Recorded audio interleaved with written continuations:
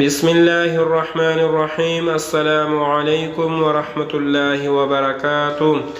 حضرت ابو ہریرہ رضی اللہ تعالی عنہ روایت کرتے ہیں کہ رسول اللہ صلی اللہ علیہ وآلہ وسلم نے ارشاد فرمایا، 7 چیزوں سے پہلے نیک اعمال میں جلدی کرو۔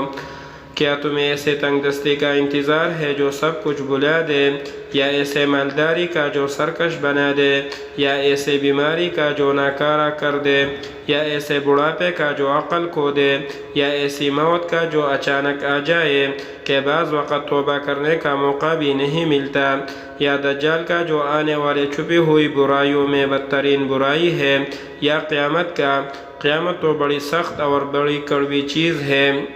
فائدہ مطلب یہ ہے کہ انسان کو ان 7 چیزوں میں سے کسی چیز کے آنے سے پہلے نیک اعمال کے ذریعے اپنے آخرت کی تیاری کر لینی چاہیے۔ کہیں ایسا نہ ہو کہ ان رکاوٹوں میں سے کوئی رکاوٹ آ جائے اور انسان اعمال صالحہ سے محروم ہو جائے۔ اللہ تعالی ہم سب مسلمانوں کو نیک اعمال صالحہ کرنے کا توفیق عطا فرمائے، آمین ثم آمین۔ مزید احادیث سننے کے لیے اس چینل کو سبسکرائب کریں۔ جزاک اللہ خیرہ، شکریہ۔